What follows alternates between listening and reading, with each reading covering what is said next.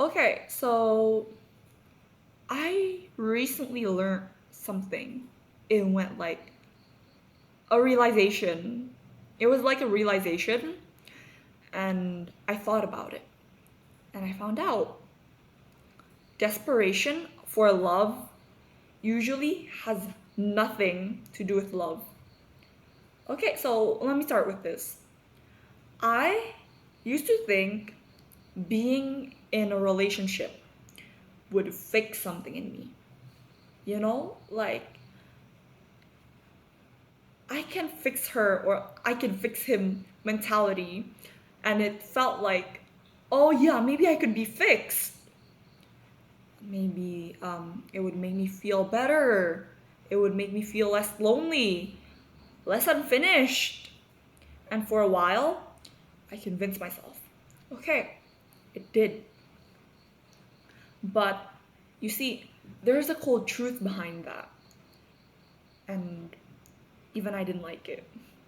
A lot of us aren't in love. We're just lonely. Yes, lonely. So before we continue, let's talk about it. I have this question. Maybe like you can write it down in the comments or even keep it to yourself. But like if you're watching this video, maybe it's something you can think of. Have you ever wanted someone more than you wanted yourself? Hmm. Because I have, and desperation, it always hides something deeper, something deeper within us, something unfinished. And for me, it wasn't just about romance, it was about not wanting to be alone with my own mind again. Like, like when you overthink and your mind reaches this place, this memory that you don't like, and like want not wanting to be alone with your own mind. That's something very valid. That's what I felt. And like, in fact, there was a period in my life where I was going through some really dark things, and I went through them mostly alone. So maybe unconsciously, my brain made a rule. If someone chooses you, you're safer. If someone stays, you'll be okay. And you see, that's when I started confusing attachment with security. Okay, so back to the past. Looking back, I think, quote unquote, think, the pattern started much earlier than I realized. So, you know how a lot of us were like trying really hard to get good grades in school? Have you ever thought why? For me, I recently realized maybe this is where the pattern started. I wanted to get really good grades in school, not just because I wanted to succeed, but because it felt like a way to earn something. Like, love could be proven through effort. Even if no one directly said that, it still felt true. And when people praised me for doing well, it felt good, like really good. Like, like validation has like this very strange way of doing that to us. The first time you receive it, like, okay, thank you. It feels like reassuring. It's a positive feeling the first time you get it. But like over time, it starts to feel addictive. It starts to feel like, oh, I need this. Like the more you receive it, the more you start needing it. So I started doing more, like more. I I was trying harder. I was trying to know more. I was trying to prove more. And proof, that's like worse because I wasn't doing something for myself. I was doing something for other people's validation. And like sometimes I realized without like realizing it, I started adjusting who I was depending on who I was around. And that wasn't I admit that's not something good, but like I became easier to like, more agreeable, more accommodating, because every time someone approved of me, it felt like confirmation. I was doing something right. You know, like this feeling like, oh my god, I I'm not a failure. Like I'm doing something right with my life. That I was like worth keeping around.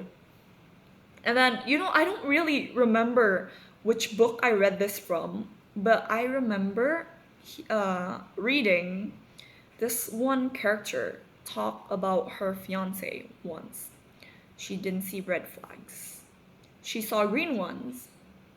Um, this person cared. He was steady. He wasn't superficial. He wasn't fake. And when he proposed, she said yes. And maybe she was right to say yes, because sometimes choosing stability isn't a weakness. Sometimes, I guess it's wisdom. But here's the question that stayed with me. Are you choosing them because you love them?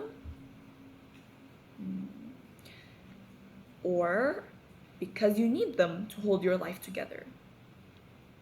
So I realized those were two different things. When I asked myself, I didn't really like the answer. Because if I'm honest, a lot of my choices weren't about love. They were about fear of being alone again, fear of losing someone once they were already in my life. This fear, it started showing up in small ways. So, have you ever had this moment where like you're just like rereading this message like, I don't know, 3 4 times before sending them? Well, I don't know if you have, but I have. And I've asked people, and they've said, a lot of them actually said they have. So, yeah, I remember rereading messages like 3 or 4 times before sending them. For me, it was like not because the message itself mattered that much, but like it's more about perception. I was afraid of how it would be perceived. I wasn't just worried about saying something wrong. I was worried people would start seeing me like differently, worse than the image they initially had of me. Whether it's like a good image or a bad image, but like, like how sometimes when people say something, um, you suddenly like your perception of them change, sometimes for the worse, and that's the thing I was afraid of.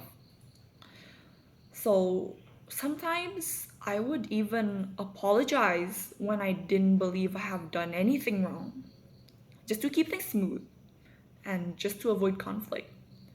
And there were moments when someone chose me. Okay, that's like the worst part. There were moments when someone chose me. They chose me. But like deep down, I knew they weren't right for me. But losing them felt worse than staying. And that's like something, I don't know. Like, I don't even know what to say anymore.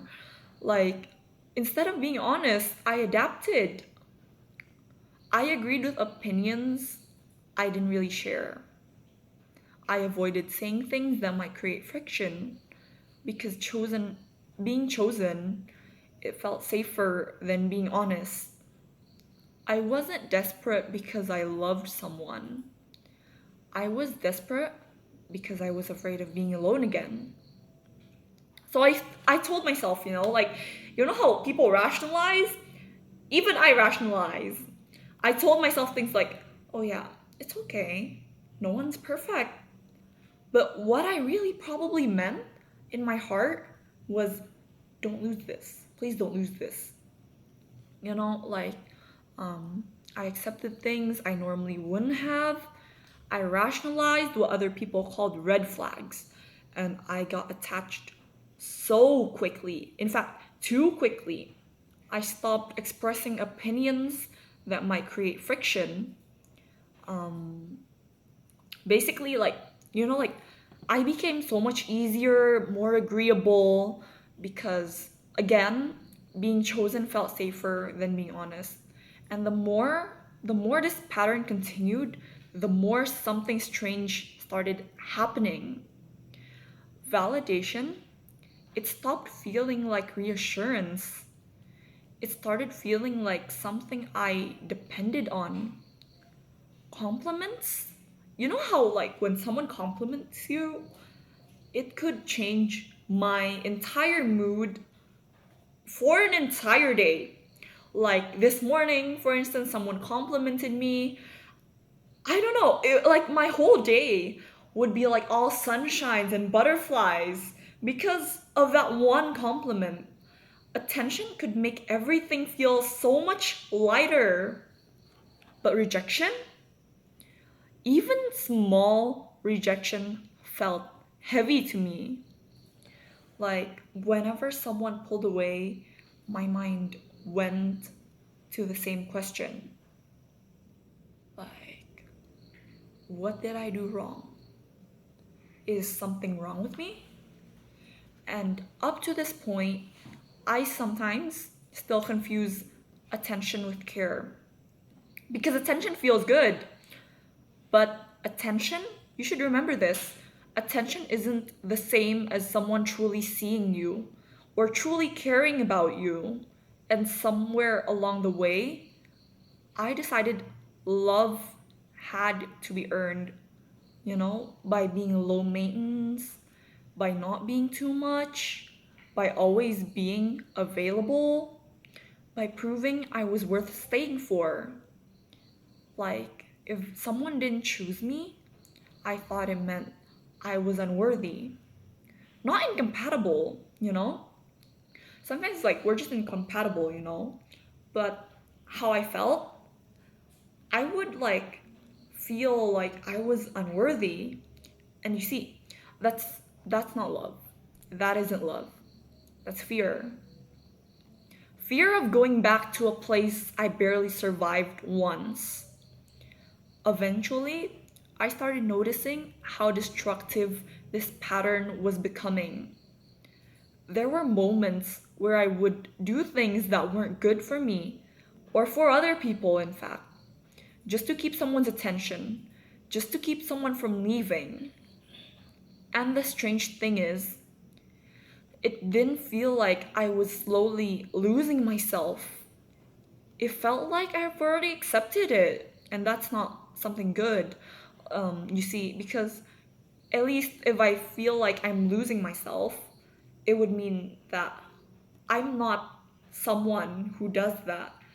But it feels like I've already accepted it. Like, oh, I just like validation. Like, this was the version of me that existed now. So instead of thinking, I don't recognize who I'm becoming, it felt more like, this is my identity now. So like, it gave me like this identity crisis, and that's like stressful, if I'm honest. Realizing that was like very uncomfortable because it meant the problem wasn't just other people, it was like also the pattern that I had built around needing them. So, okay, now what I'm trying to do, I'm trying to unlearn it slowly. I'm trying to sit with like discomfort instead of silencing myself. Trying to keep my opinions even if they create conflicts, even though they create friction. Trying to believe that love isn't something I have to earn by shrinking, and that if someone truly cares about you, they won't just disappear just because you are honest, you know? And if you've ever felt the same way, if being chosen felt safer than being honest, then maybe the work isn't to find someone who stays. Maybe it's learning to stay with yourself first.